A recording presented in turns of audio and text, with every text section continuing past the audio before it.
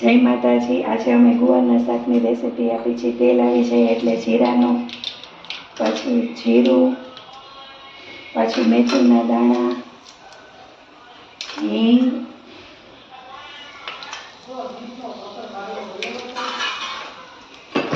અને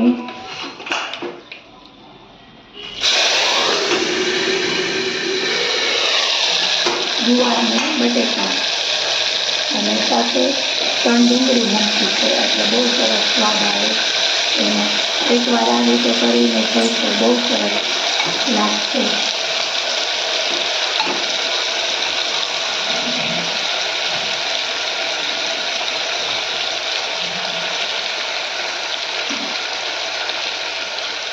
હળદર, મીઠું સ્વાદ અનુસાર,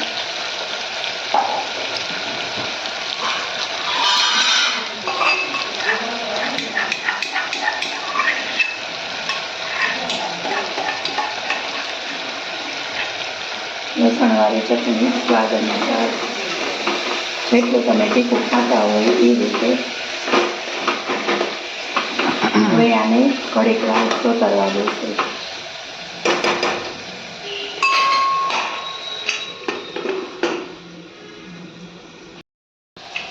હવે સોતળાઈ ગયું છે સરસ મજાનું, એટલે હવે પાણી જરૂર મૂકી દઈશું અને પછી 3 સીટી વગાડી લઈશું એટલે સરસ મજાનું થઈ જાય। સરસ સોતરાઈ ગયું છે, જોઈ શકો છો તમે।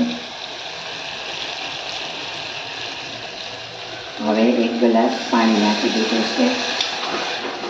બસ હવે 3 સીટી વગાડીશું એટલે સરસ મજાનું થઈ જશે। ધાણા જીરાનો ટેસ્ટ પણ સરસ લાગે।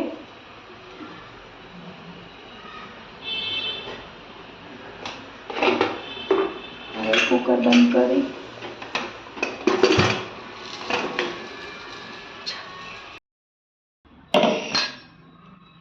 તો તમે જોઈ શકો છો આપણું ગુવાર બટેકાનું શાક તૈયાર થઈને કેટલું સરસ થઈ ગયું છે।